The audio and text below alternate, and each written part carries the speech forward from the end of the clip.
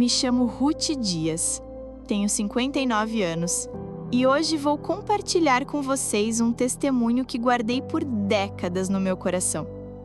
Por quase toda a minha vida, fui a mulher que passava despercebida.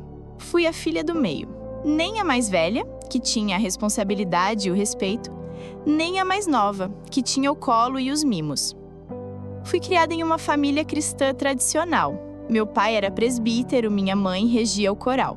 Mas eu era a que ajuda, a que resolve, a que se vira sozinha. Lembro do meu aniversário de 7 anos.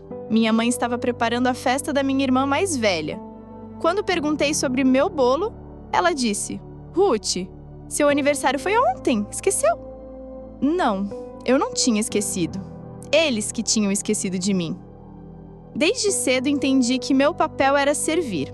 E por anos, achei que servir era o mesmo que se anular. Uma moça de Deus não questiona, meu pai sempre dizia.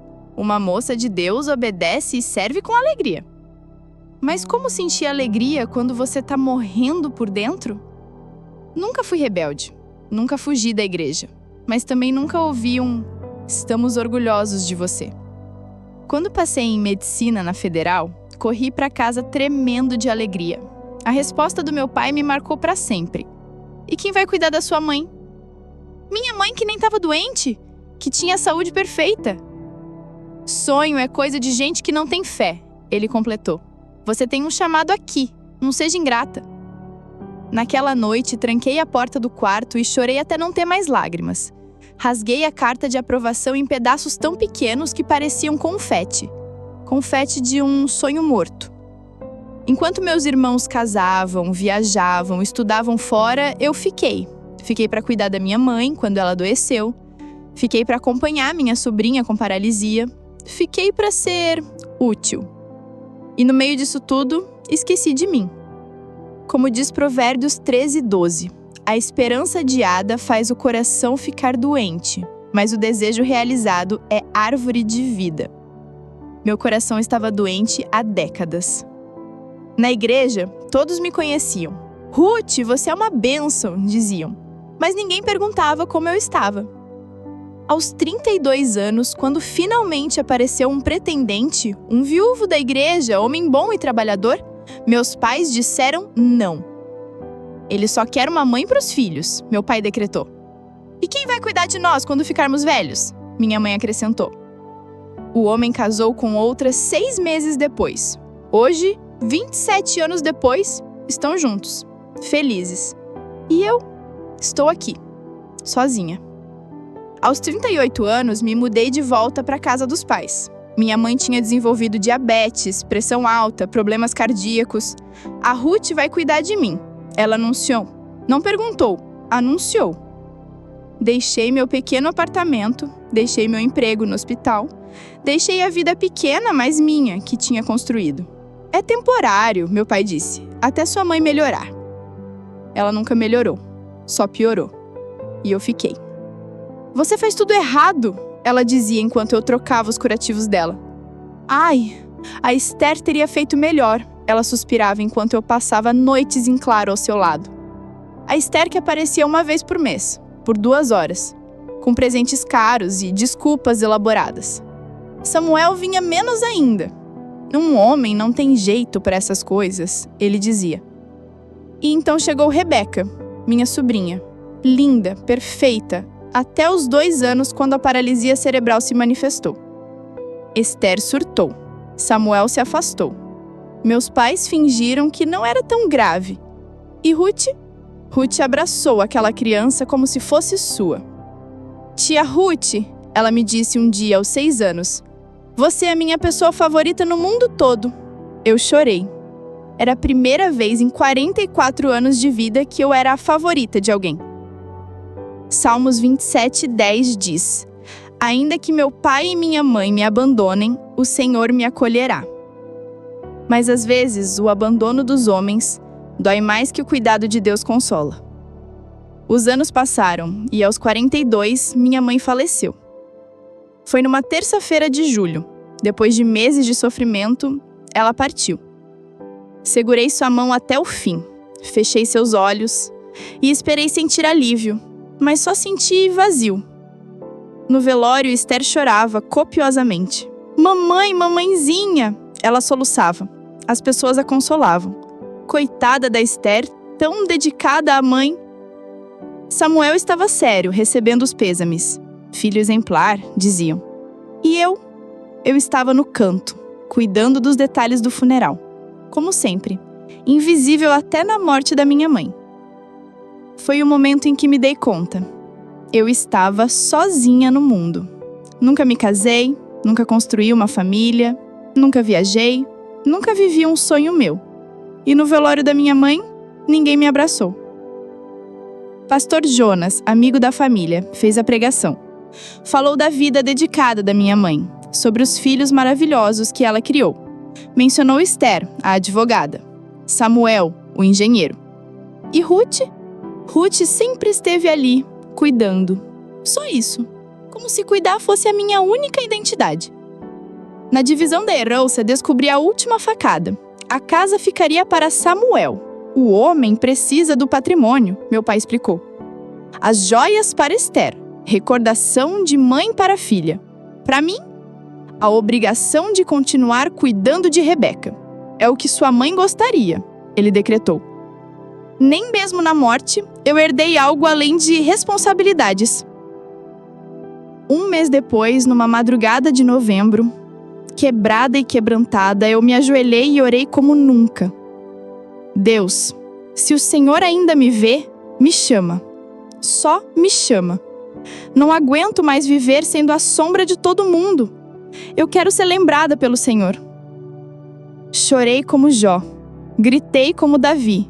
Implorei como Ana. Senhor, olha para mim. Olha para Ruth que ninguém vê. Eu existo, Senhor. Eu existo. Como diz Salmos 42:4. Olho para a direita e vejo. Não há quem se importe comigo. Não tenho refúgio. Ninguém se importa com a minha vida. Essa era eu. Sem refúgio, sem ninguém. Só eu e Deus naquela madrugada fria. E Deus respondeu. Não com trovão, não com terremoto, mas com uma visita. No domingo seguinte fui à igreja, como sempre. Sentei no fundo, como sempre. Mas naquele dia algo diferente aconteceu. Uma missionária visitante, irmã Débora, estava ministrando. Mulher de uns 65 anos, cabelos brancos, olhos que pareciam enxergar a alma. No meio da pregação, ela parou, olhou diretamente para mim e disse: Tem alguém aqui, uma mulher, que viveu a vida toda nos bastidores, que cuidou de todos, mas nunca foi cuidada, que deu tudo, mas nunca recebeu. Meu coração acelerou. Ela continuou: Minha filha, vem aqui na frente. Minhas pernas tremiam, mas obedeci. Quando cheguei perto dela, a irmã Débora segurou minhas mãos e disse: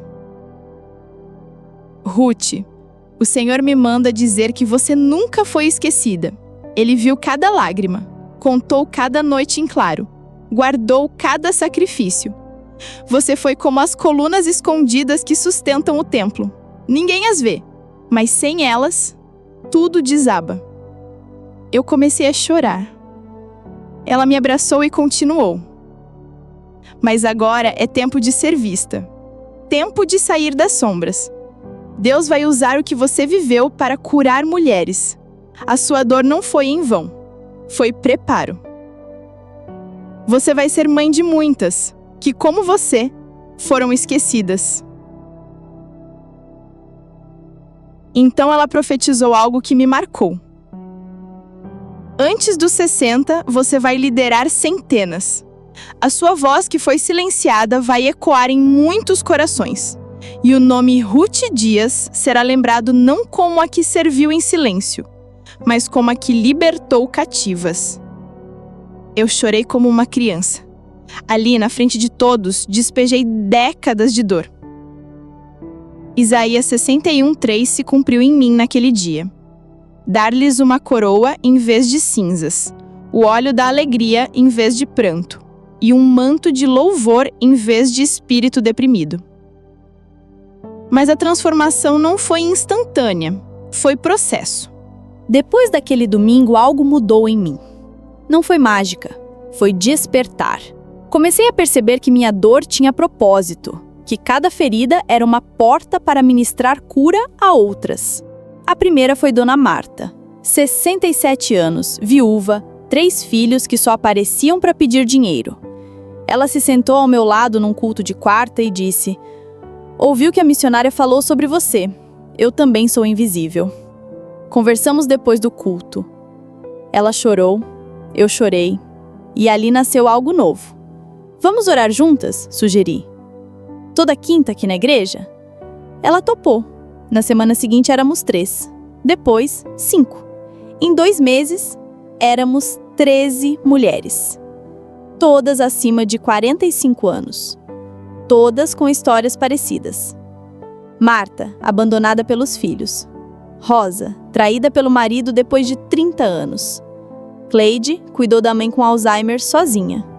Joana criou 5 netos sem ajuda. Maria serviu na igreja por 40 anos sem nunca ser valorizada. Cada uma Ruth diferente. "Como você aguenta?" Cleide me perguntou um dia. "Cuidar da Rebeca, trabalhar e ainda nos ouvir." "Porque agora eu sei para que sirvo.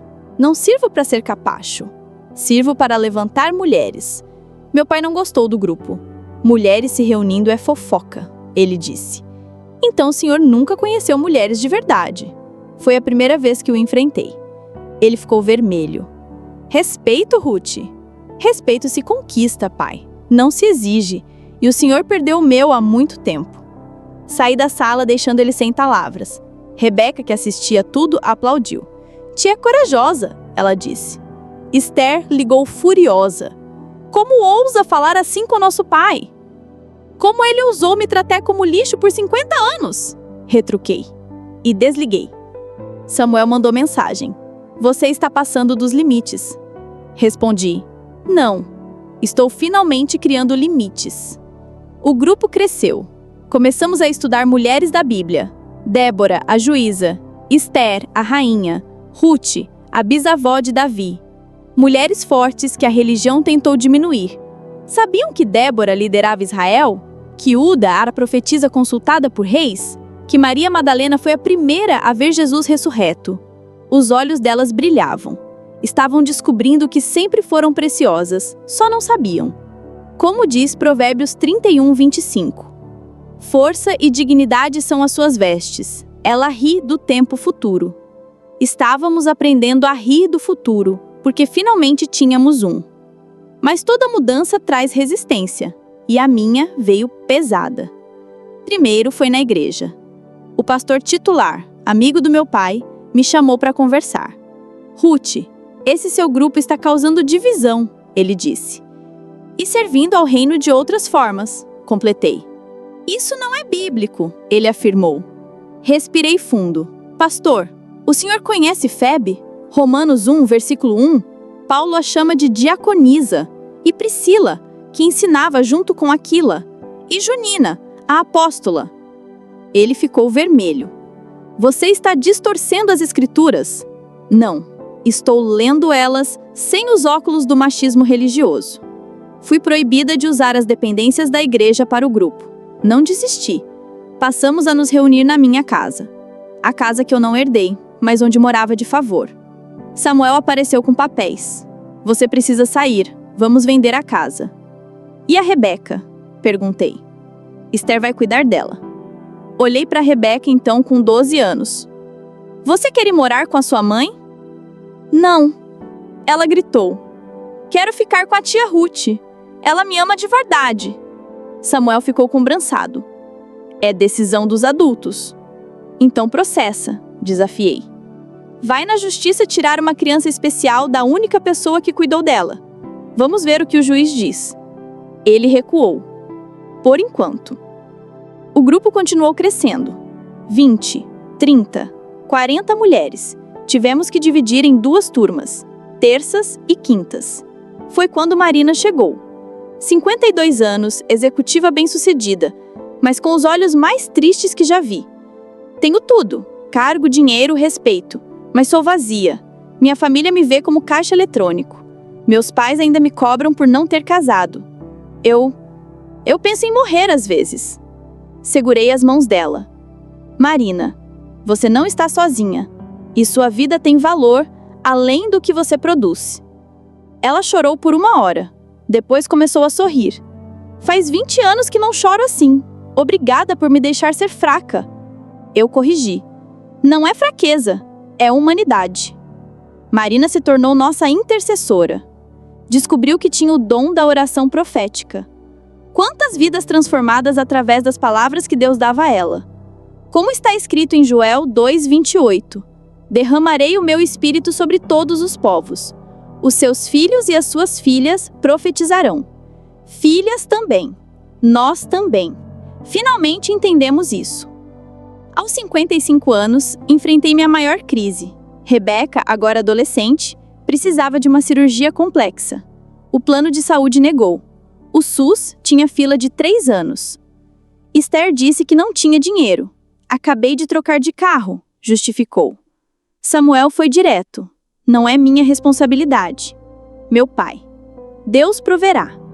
Olhei para Rebeca, sofrendo com dores que pioravam a cada dia, e tomei a decisão mais difícil da minha vida. Vendi tudo o que eu tinha, minhas poucas joias, meu carro velho, até meu anel de formatura. Não foi suficiente. Foi quando o milagre aconteceu. As mulheres do grupo descobriram e se mobilizaram. Marina organizou uma vaquinha. Cleide fez bolos para vender. Rosa costurou e vendeu peças. Joana mobilizou a comunidade do bairro. Em 2 meses, arrecadamos o valor total. Mais do que dinheiro, vi amor em ação. No dia da cirurgia, 42 mulheres estavam no hospital, orando, cantando, presentes. Vocês são minha família, eu disse chorando. Sempre fomos, Marina respondeu. Só estava esperando você aceitar. A cirurgia foi um sucesso. Rebeca voltou a andar sem dor. E eu aprendi que família não é sangue, é escolha. Mas a guerra não tinha acabado. Depois da cirurgia, Samuel voltou à carga, dessa vez com o advogado. Vocês têm 30 dias para sair, ele anunciou. Por quê? Por que tanto ódio? Não é ódio, é justiça. Você viveu de graça aqui por anos. De graça? Eu ri amarga. Cuidei da nossa mãe sozinha. Paguei as contas com meu dinheiro. Reformei o banheiro. Cuidei da sua filha. De graça? É a lei, ele disse friamente. Naquela noite, Rebeca me abraçou. Tia, onde vamos morar? Deus proverá, respondi. Mas dessa vez, acreditei. Como diz 1 Coríntios 12:9, a minha graça te basta, porque o meu poder se aperfeiçoa na fraqueza. Eu estava fraca, mas dele, forte. 3 dias antes do despejo, recebi uma ligação que mudaria tudo. Senhora Ruth Dias? Sim. Aqui do escritório Mendes e Associados. A senhora é beneficiária de um testamento? Meu coração parou. Deve ser engano. A senhora conheceu Dona Alzira Campos? Alzira! Uma idosa que frequentou o nosso grupo por 6 meses antes de falecer. Mulher doce, sempre calada, que só sorria e abraçava. Sim, conheci. Ela deixou um imóvel em seu nome. Precisamos que venha ao escritório. Fui tremendo. Era verdade. Alzira, que eu achava que era pobre, era dona de 3 imóveis. Sem filhos, sem parentes próximos. Na carta que deixou, ela escreveu: para Ruth, que me devolveu a vontade de viver nos meus últimos meses, que me fez sentir vista e amada. Deixo essa casa para que continue cuidando de mulheres esquecidas. Com amor. Alzira. A casa era ampla, 3 quartos, quintal grande, bem localizada, perfeita para mim e Rebeca, perfeita para os nossos encontros.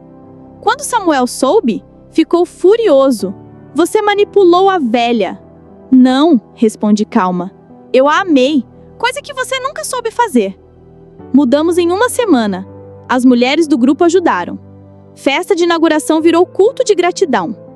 Mas Deus não tinha terminado. 1 semana depois, recebi outra ligação. Era de uma editora cristã. Alguém tinha enviado os testemunhos que eu escrevia para o grupo. Queriam publicar um livro. Histórias de Marias, Mulheres Invisíveis que Deus Vê. Foi lançado 6 meses depois. Best-seller cristão. Convites para palestras começaram a chegar. Eu não sei falar em público, disse para Marina. Não sabia, corrigiu. Agora sabe. Deus capacita os chamados. Primeira palestra, 50 mulheres. Gaguejei, tremi, mas falei. No final, 15 aceitaram Jesus. 30 se reconciliaram com suas histórias. Segunda palestra, 100 mulheres. Terceira, 200. Em um ano, estava ministrando para milhares. Como profetizou a irmã Débora, antes dos 60, liderando centenas. Provérbios 31:25 se cumpriu. Dei-lhe do fruto de suas mãos, e que as suas obras a louvem nas portas da cidade. Minhas obras me louvavam, não as que fiz por obrigação. Hoje, tenho 59 anos. Lidero o Ministério Mulheres Visíveis, que alcança mais de 80 grupos em todo o Brasil. Rebeca, agora com 19 anos, estuda psicologia. Quer cuidar de pessoas como eu cuidei dela. Tia é minha inspiração, ela diz. Me ensinou que limitação física não é limitação de vida. Meu pai, agora com 82 anos, procurou reconciliação. Doente, abandonado pelos filhos bem-sucedidos, descobriu o valor da filha que desprezou. Me perdoa, Ruth? Ele pediu, chorando. Já perdoei, pai, há muito tempo. Perdoei para me libertar, não para te libertar. Hoje ele mora em um lar de idosos, que eu pago. Visito toda semana, não por obrigação, por escolha, por amor. Esther se divorciou. O marido perfeito tinha outra família. Me procurou, quebrada. Eu sempre te julguei, ela confessou.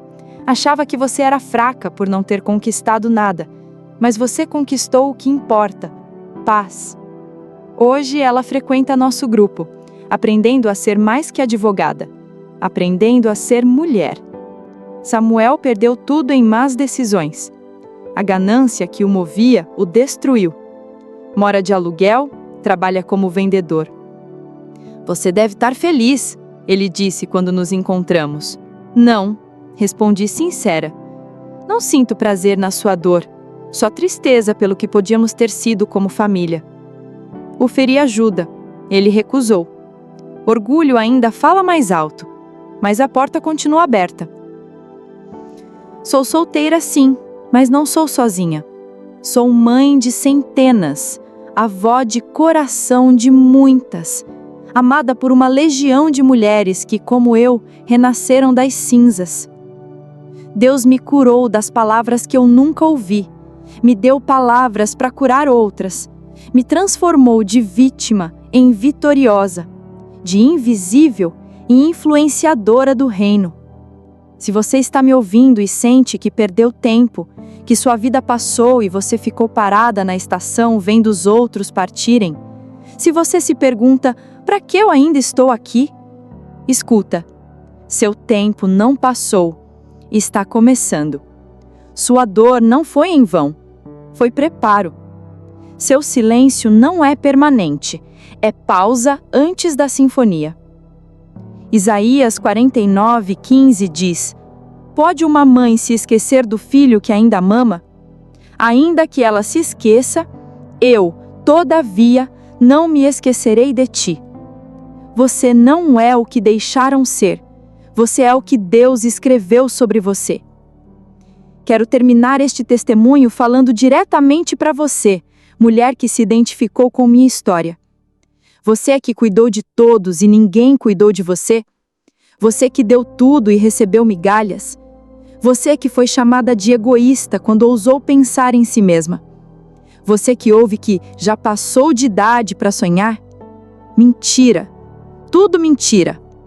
Aos 45, 50, 60, 70 anos, Deus ainda tem planos, grandes planos. Sabe por quê?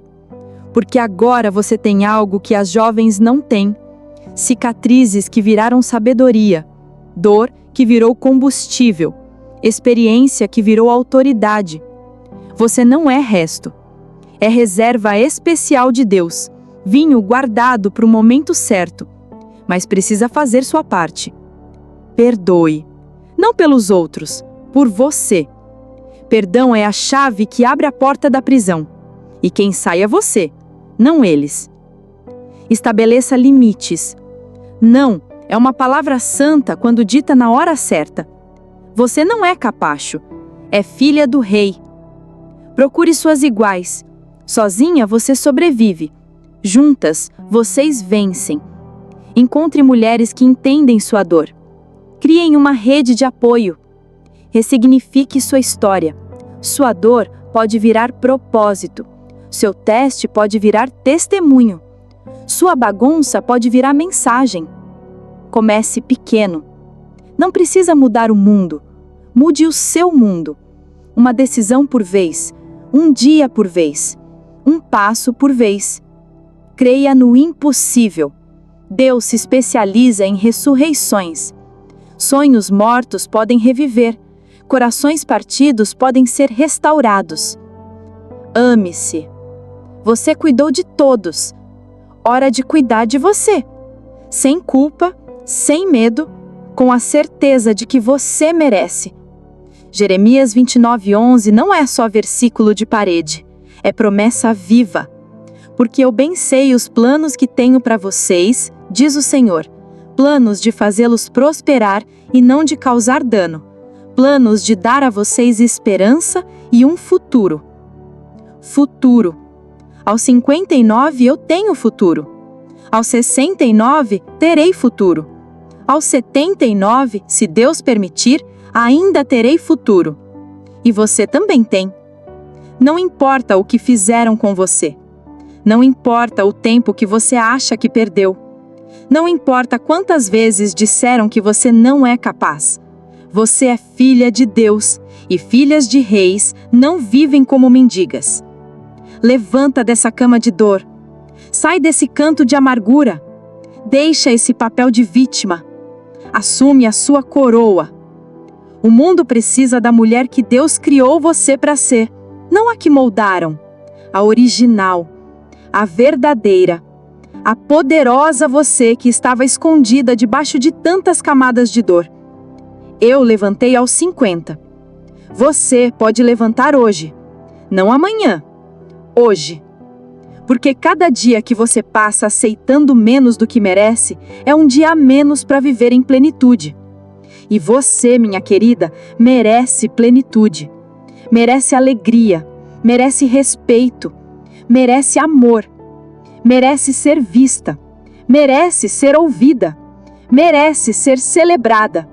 Não porque fez tudo certo, mas porque você existe. E sua existência tem valor infinito aos olhos daquele que te criou. Então levanta, sacode a poeira e vem viver. Porque parafraseando Romanos 8:37, em todas estas coisas somos mais que vencedoras por meio daquele que nos amou. Mais que vencedoras, não apesar da idade, por causa dela. Você não está atrasada. Está na hora certa. A sua hora. E se você está respirando, Deus ainda quer te usar. Não como coadjuvante, mas como protagonista da sua própria história. A história que começa agora. Que Deus abençoe cada mulher que ouviu este testemunho. Que Ele cure cada ferida, restaure cada sonho e levante cada uma de vocês para o propósito glorioso que Ele preparou. Em nome de Jesus. Amém.